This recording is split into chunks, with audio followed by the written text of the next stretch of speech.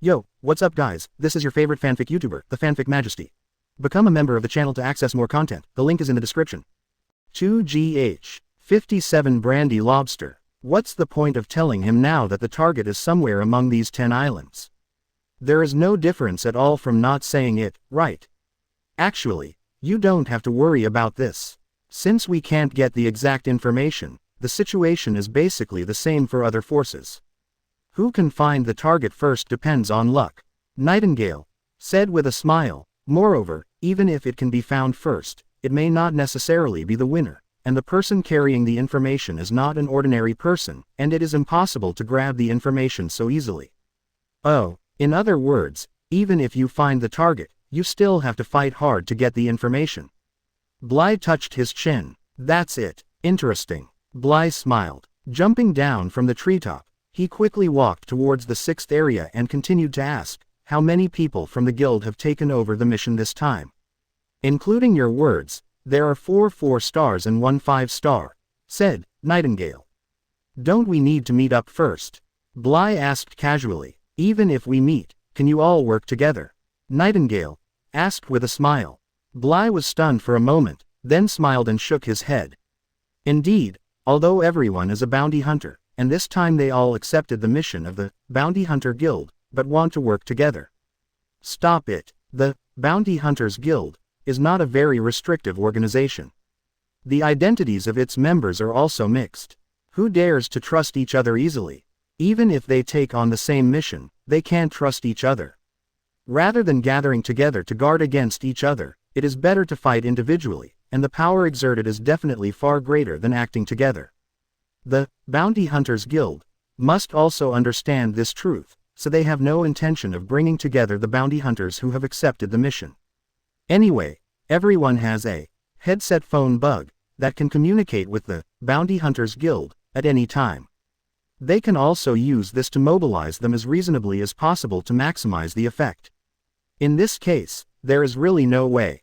It is necessary to gather together again. Swish. Swish. Bly's figure kept flashing. Every time he jumped, he would go directly to the roof of another small building, but he made almost no sound and his movements were very light. Most of these small buildings are made of wood. If you move too much, you will wake up the people inside in an instant. Is there no movement yet? Bly asked. Not yet. Nightingale. Kaido. Knew. Bly replied, and then dialed the phone bug, making it temporarily a one-sided call. You can only listen, but you can't hear what is being said here. Looks like we have to wait today. Bly decided not to continue searching aimlessly. Just relying on him running around like this, God knows when he will find him. Instead of that, it is better to wait for others to find him first, and then find a way to intercept him after there is movement. Thinking of this, Bly jumped down from the roof and came to an open space. But I saw that he very skillfully picked up some fallen dead branches from the bottom of several nearby trees, gathered them all together, and then hung one hand above the dead branches. Sound drill. The next moment, little sparks appeared in the center of the dead branches. Almost. Seeing this scene, Bly showed a smile. He muttered silently in his mind, "Ingredients store." Immediately afterwards, a list appeared in his mind, which was densely packed with names of nearly 100 ingredients. The first 2 ingredients that Bly had eaten first were egg rice and ham rose, but what Bly wanted to redeem this time was neither of those 2 things. His eyes slid down quickly, and then stopped on a name. Brandy lobster, a strange shrimp that only exists in the deep sea. Its blood is clear and transparent, and it has a wine aroma like brandy. Its shell is comparable to gold and iron and is difficult to break. Therefore, its meat is elastic and extremely tender, suitable for making soup stock. Or grill it for food. Capture level 55.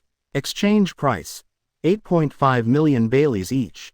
It's you. Bly licked his lips and chose redeem in his mind.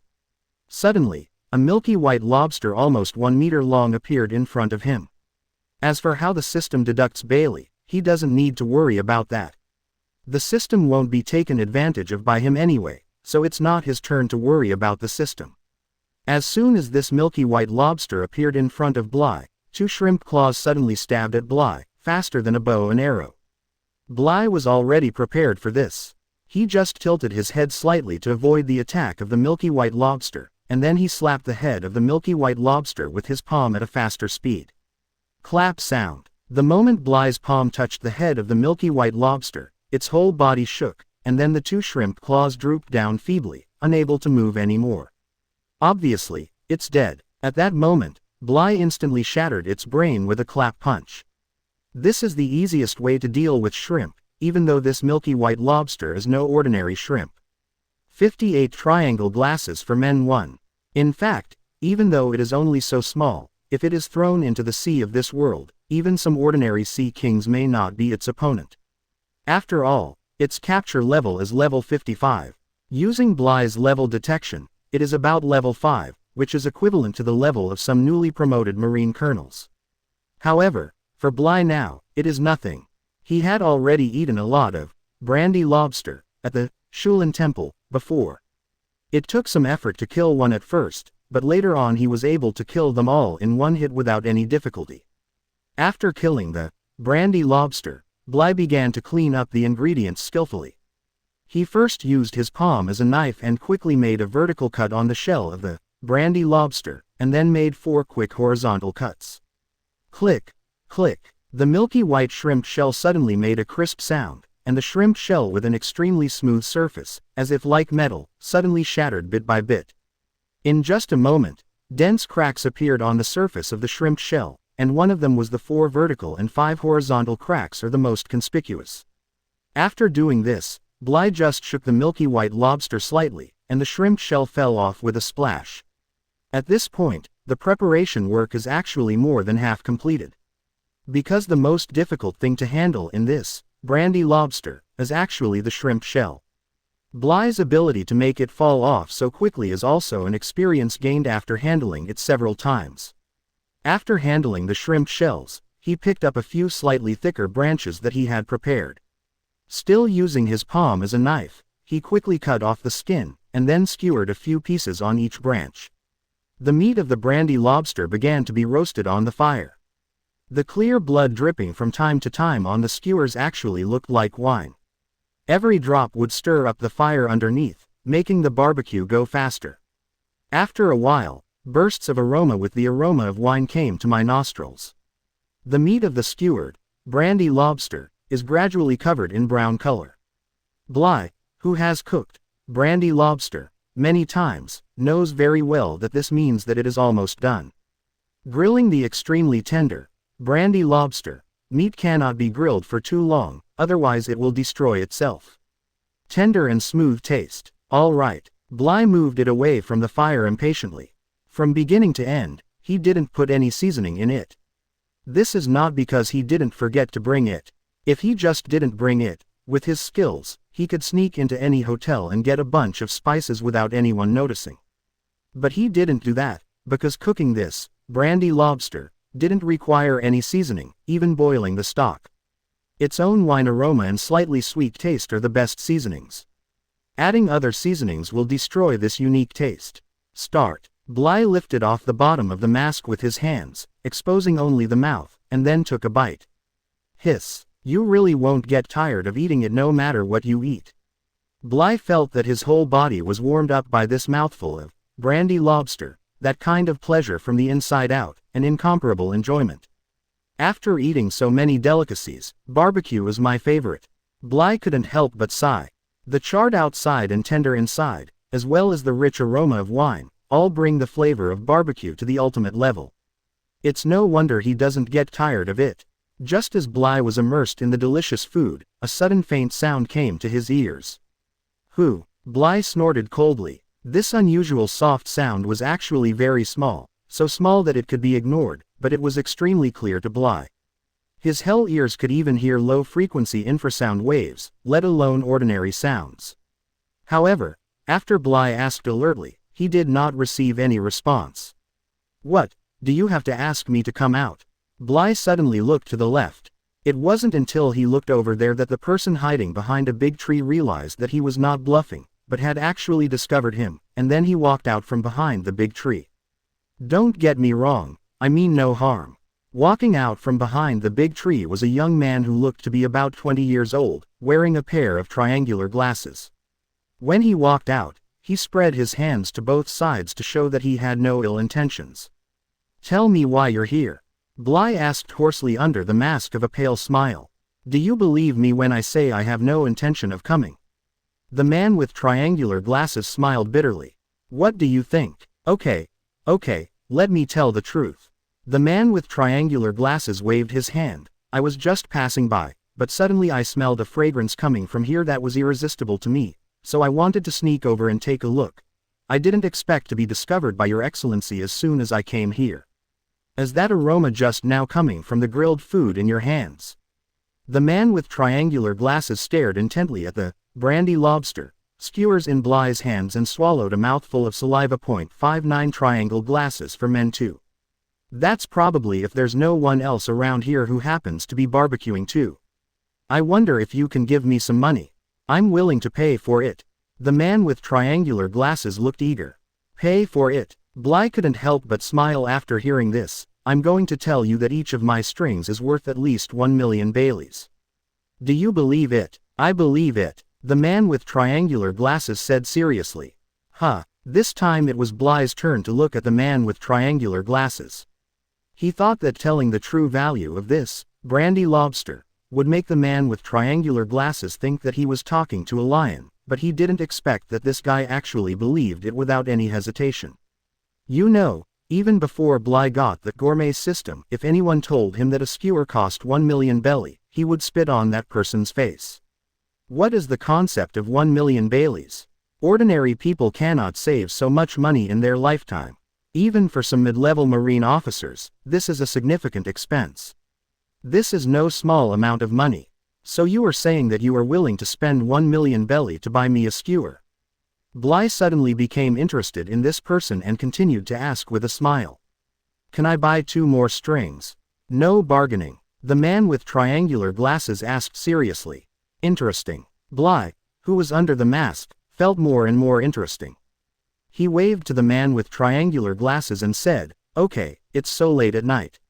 Meeting each other means we are destined to meet each other. Come and eat together. Your Excellency, are you willing to sell me? The man with triangular glasses hurried over and sat down opposite Bly, with a look of joy on his face. Whatever is not for sale, take it and eat it. I'll treat you to this meal. Bly handed 2 skewers of the grilled brandy lobster meat skewers to the man with triangular glasses. Are you serious? The man with triangular glasses took the skewers hesitantly and looked at Bly with some uncertainty and asked. You know the goods, so it's okay to treat you. If you don't know the goods, even if you offer 100 million belly, I won't bother to care about you. Bly laughed hoarsely. Thank you very much, Your Excellency. The man with triangular glasses thanked him. But I'm very surprised. Why do you believe that this kebab is really worth 1 million belly skewers and not the ones I made in the lion's mouth?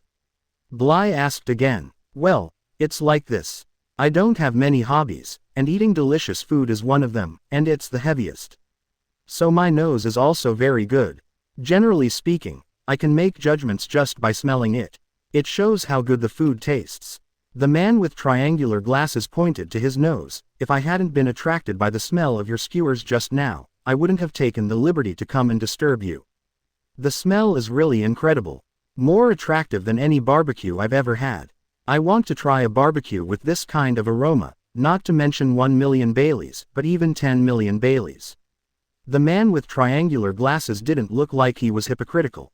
I see. Bly nodded and extended his hand to the man with triangular glasses, then stop talking and try it first.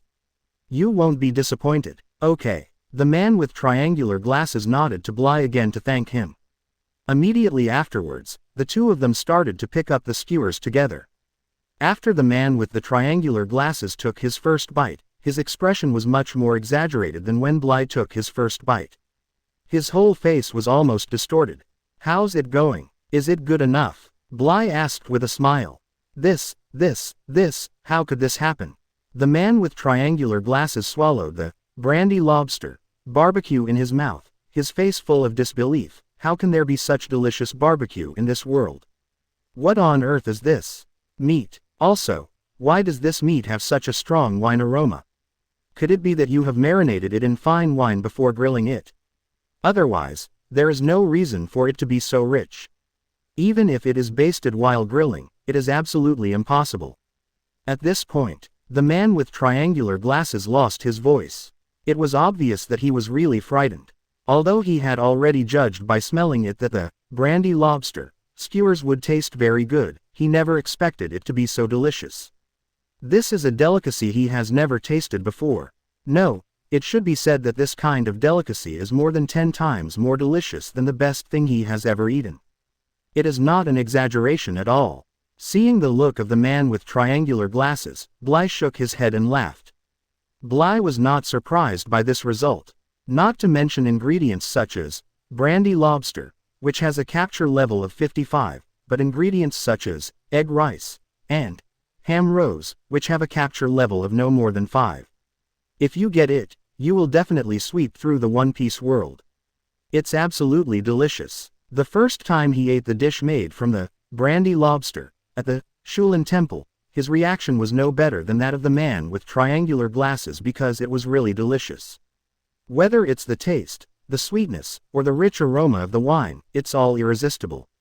The delicious taste that comes out of the combination of these three is completely incomparable to dishes made from ordinary food. It will really shock people from the depths of their souls. 60 War Group. Want to know what kind of meat this is? Bly asked. The man with triangular glasses nodded repeatedly. Want to know why there is such a strong aroma of wine? Bly asked again. The man with triangular glasses nodded wildly again. Keep it secret. Bly smiled mysteriously. Quote. Even if the man with triangular glasses is stupid, he should be able to tell that the pale smiling masked man in front of him is teasing him, but he is not angry either. As the saying goes, a soft-mouthed cannibal can eat such an incredible delicious meal for free. How can you be so angry? However, what he didn't know was that this was really not Bly's intention to tease him. But there is really no way to explain what kind of meat this is. Could it be that he was told that the meat came from brandy lobster, a creature from another world? Or is it that the reason why this meat has a strong aroma of wine is because the blood of the brandy lobster has a component similar to brandy, so it exudes the aroma of wine from the inside out? Because he couldn't explain it, Bly simply didn't explain it. Anyway, he had no obligation to tell the Three Glasses men the origin of the brandy lobster. Meeting is fate, especially when meeting someone who knows how to pursue delicious food. Bly doesn't mind treating him to a meal, but he has no intention of saying much about the issue that involves his biggest secret. Seeing that the man with triangular glasses couldn't ask about the origin of the meat, he didn't continue to struggle with this issue, but quickly continued to eat the remaining brandy lobster skewers. Such delicious food, he could not wait to swallow the skewers of meat together.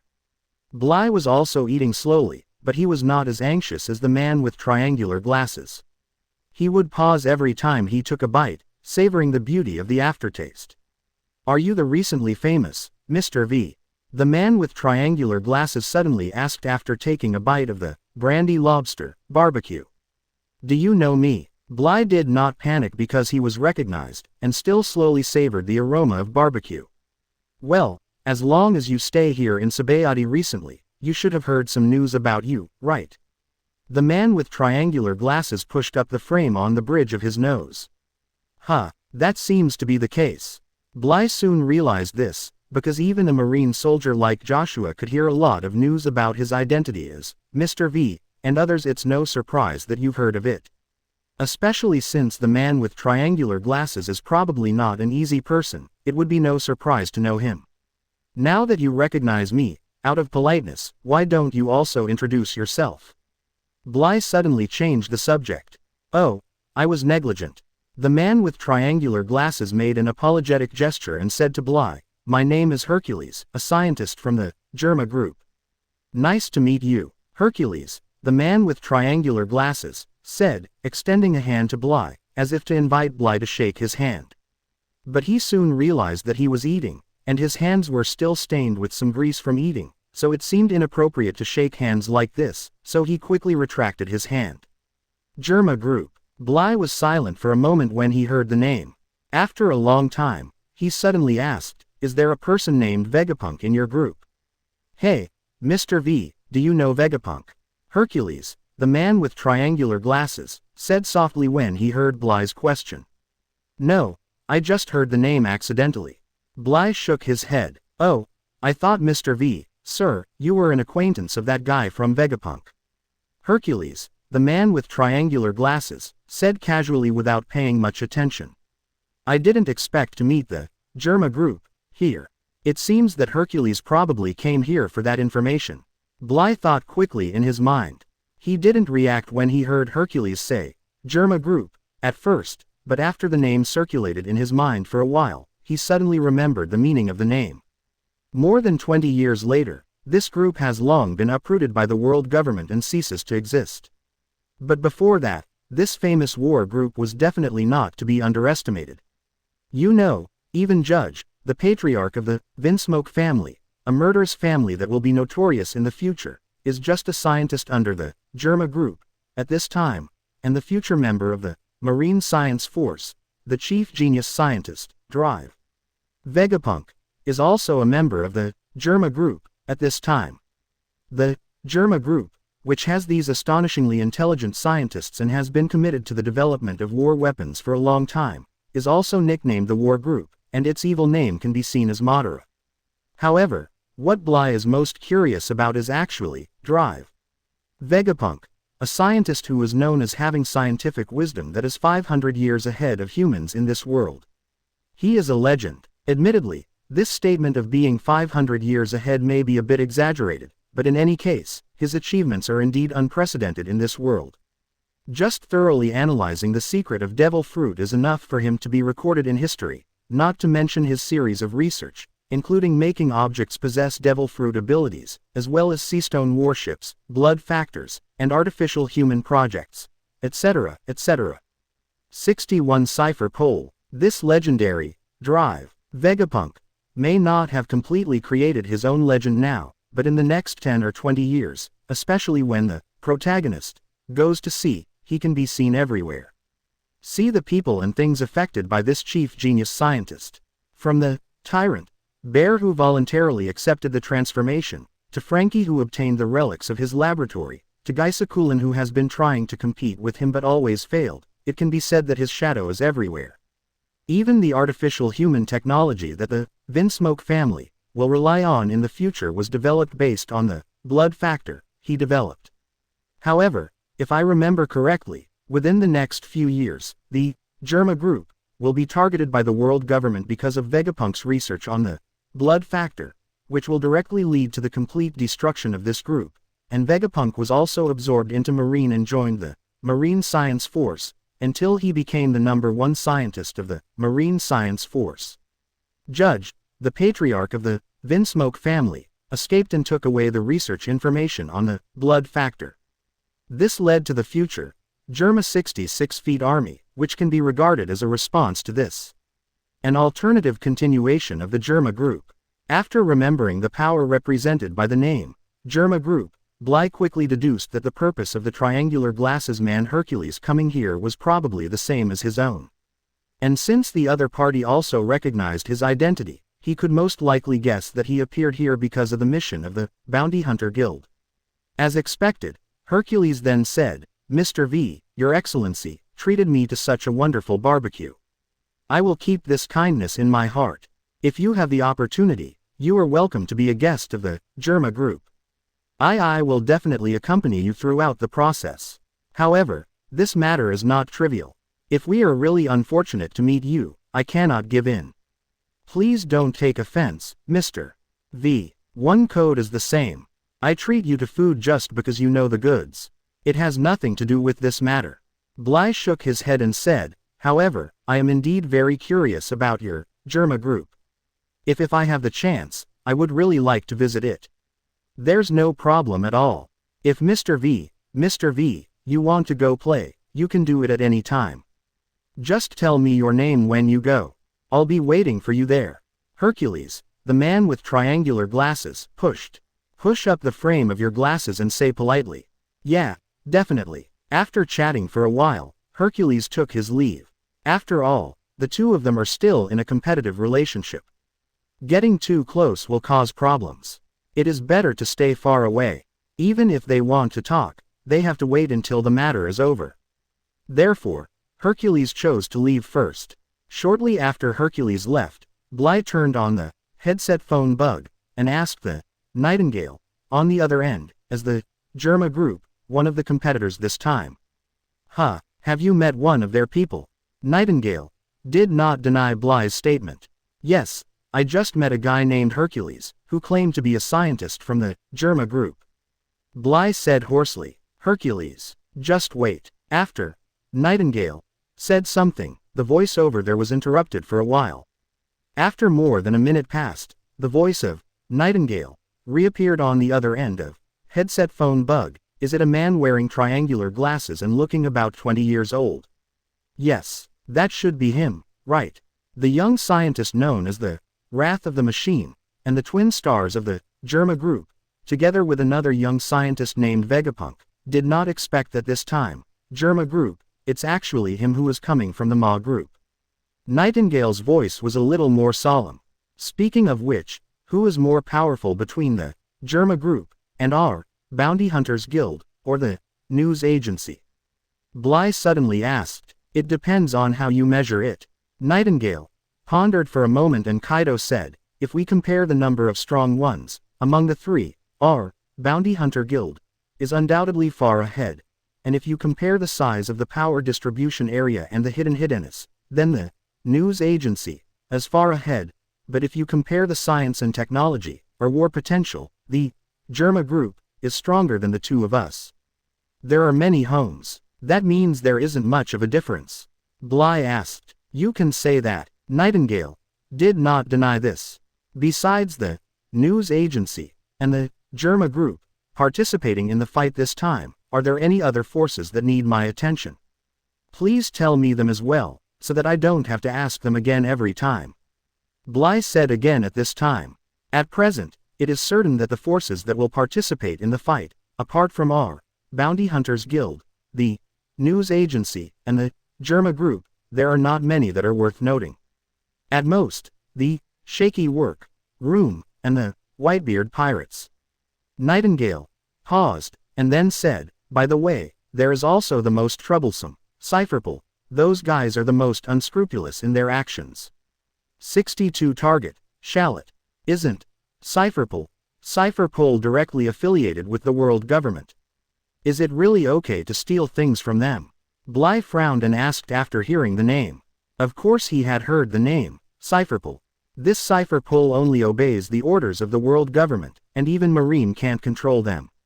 For example, CP9 and CP0, which appeared many times in the main plot more than 20 years later, are all branches of the Cypherpole system. Although the Bounty Hunters Guild and the news agency are also closely related to the world government, compared with Cypherpole, the distance between the two is undoubtedly much further. Wouldn't it be equivalent to directly competing with the world government to grab things from Cypherpole in this way? Aren't you afraid of the world government's revenge? You don't have to worry about this. This incident has nothing to do with the world government. It was completely Cypherpole's own initiative to take away the information. If there is a conflict because of this matter, even if they have casualties, I can only knock out my teeth and swallow them in my belly. Nightingale. Kaido smiled brightly. That's good, I don't want to be timid when fighting. Bly said. Don't worry, you just need to go ahead and do it. As long as you can grab that information, the guild will help you smooth over all the consequences. Nightingale promised. Just do your best, Bly said. Why don't you? Wait a minute, I just received news that there seems to be some movement on the island of 77. What the? Nightingale originally planned to say stopped abruptly, and the topic was instantly changed. After hearing this, Bly stood up directly. Island number 77, right? Yes, hurry up and take a look. Nightingale said hurriedly. I'll go right now. Bly quickly swept away all the remaining brandy lobster, and then quickly ran towards the destination. If he can complete the task, the reward of 100 million Baileys should be just the basis, and there will definitely be other rewards. In addition to the rewards given by the Bounty Hunters Guild, the Gourmet System will also give 3 lottery opportunities as rewards for completing the robbery mission. Such opportunities are rare. Quick, quick, quick. Bly sprinted towards island number 77 at full speed. He had just been on island no. 74. There were still 2 islands between him and island no. 77. If he didn't hurry over, maybe it's over there. Therefore, he had to rush over as quickly as possible and get there before the matter was over.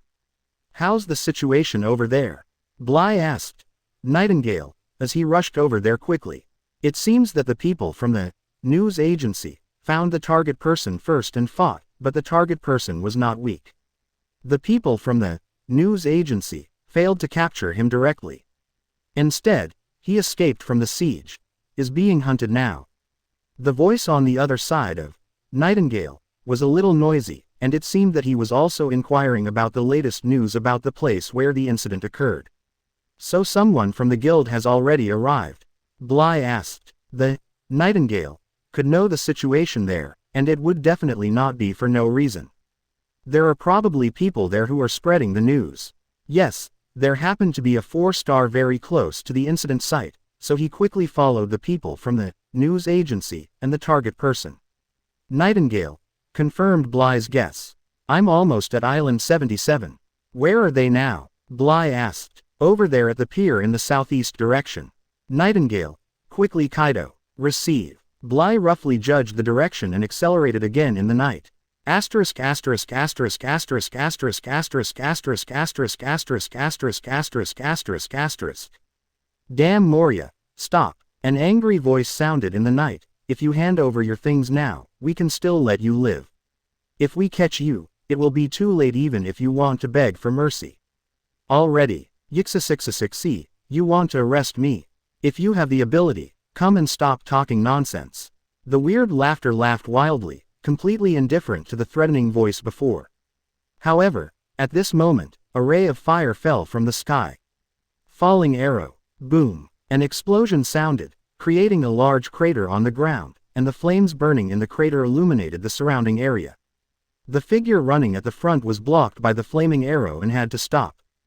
5-star bounty hunter. Flame archer. The owner of the strange laughter was a tall, onion-headed man with sharp horns on both sides of his forehead, like a demon. Following his words, a burly figure walked out of the darkness, holding a huge bow in his hand. It was obvious that he had shot the flaming arrow just now. Now that you recognize me, don't waste your time. Give me your things and I'll let you live. The burly figure known as the Flame Archer said in a loud voice. Yishishishi, those guys behind me also want this information, so should I give it to you or to them? The onion-headed man asked with an evil smile. 63 feet old acquaintances, 1. Of course it's for us. The pursuers from behind had already caught up. After hearing Xiaodu's words, the leader coldly snorted, Flame Archer, you are just one person, do you still want to compete with us? It's enough for one person to deal with a few of you losers, the burly man, Fire Shooter, said disdainfully. Besides, who told you that I came alone? With your news agency, do you still want to follow us? Is the Bounty Hunters Guild more numerous than there are people? As soon as the burly man finished speaking, 2 more figures walked out of the darkness, vaguely headed by the burly man. Needless to say, these 2 people were naturally the other 4-star bounty hunters who had taken over the mission. Extremely arrogant, the leader of the news agency was furious. You guys discuss it first, and we'll talk about it after we've decided who to give the things to. Now I'm going to take the first step. Yishishishi. Xiaodu suddenly covered himself with a cloak, and then with a wave, it turned into a group of bats and fled in the opposite direction. Where to run? The people from the news agency and the 3 people from the Bounty Hunters Guild shouted together. The 2 groups chased after each other again, but they did not get too close to each other to avoid being attacked by the other side. After a while, the 2 groups caught up with Xiaodu again. This time, Xiaodu, who was the target, was stopped again. Obviously, after being exposed, he has become a target of public criticism. Are you that Moria? Come over to me on your knees right now and hand the things over to me. I'll leave your body intact, otherwise. The man who stopped Shalit Moria said proudly. Yishishishi, you are more domineering than the 2 groups in front. You are not even prepared to leave me a way to survive.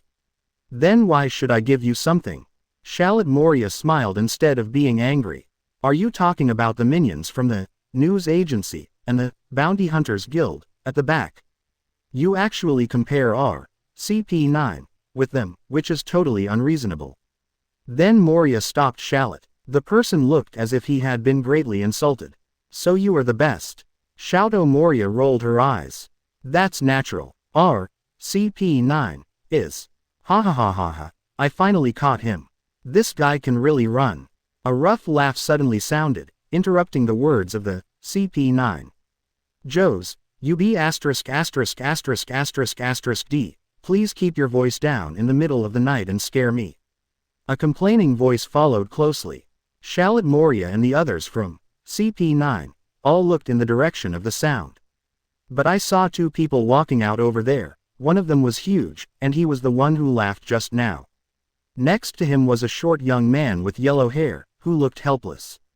At this time, people from the news agency, who were chasing after them, and 3 people from the Bounty Hunter Guild, headed by the 5-star bounty hunter, Flame Archer, also caught up. When the leader of the news agency saw the last 2 people who appeared, he immediately recognized them and couldn't help but change his face slightly. These 2 people are Phoenix, Marco from the Whitebeard Pirates, and Diamond, Josie.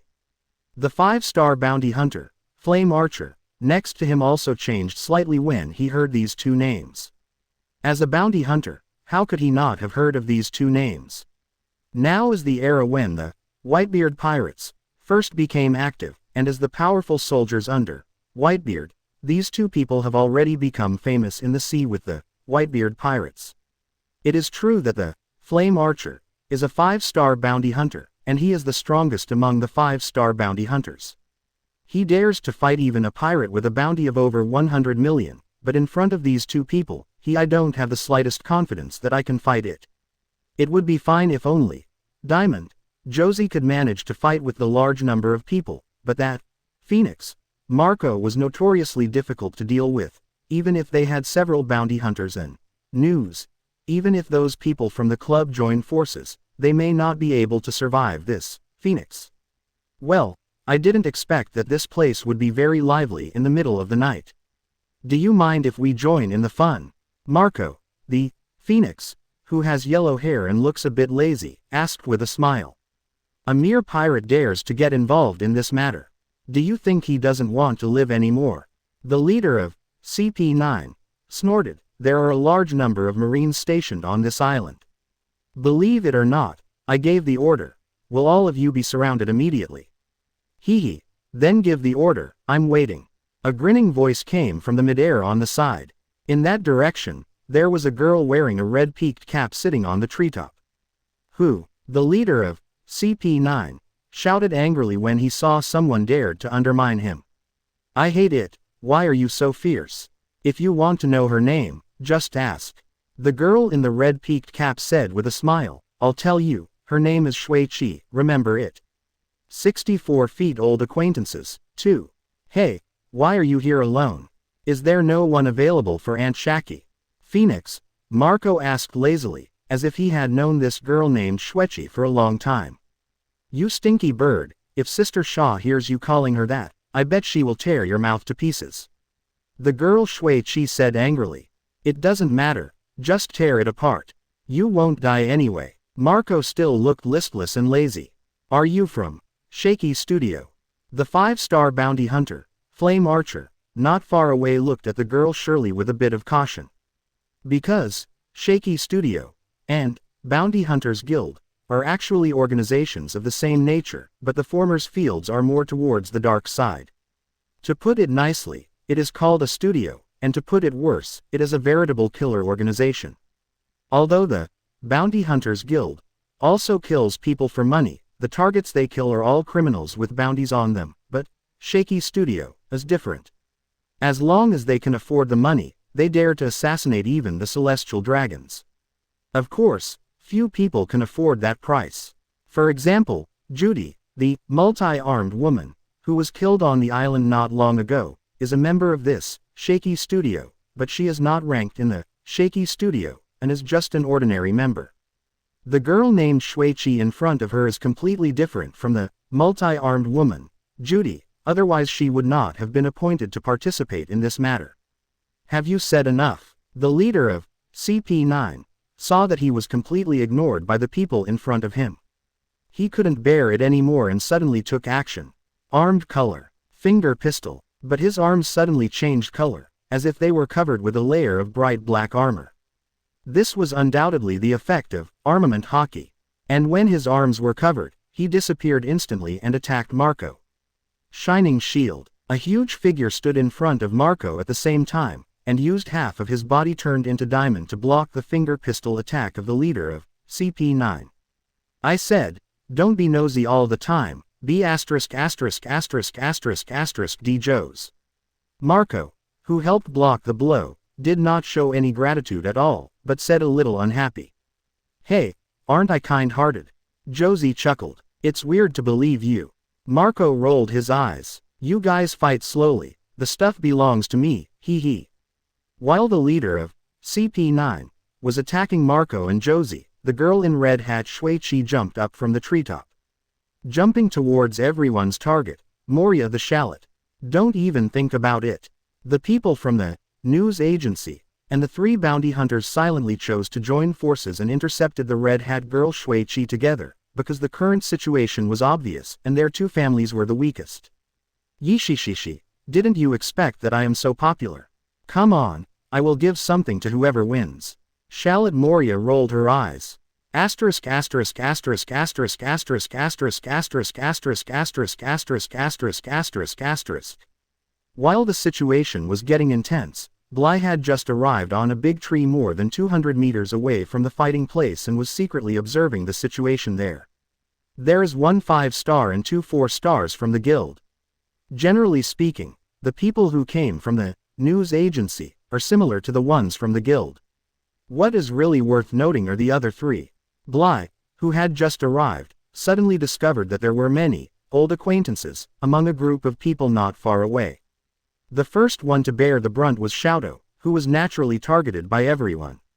If Bly is not mistaken, this person is the Moonlight Moria in the 7 Warlords of the Sea, in the future, possessing the weird Paramesha devil fruit, the Shadow fruit.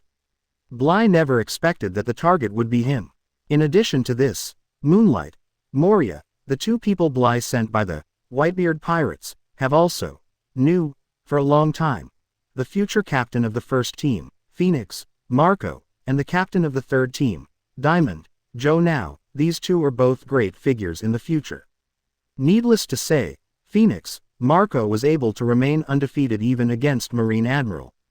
His strength was undoubtedly close to Admiral level at his peak. Although Diamond, Josie is not as good as Marco, he cannot be underestimated.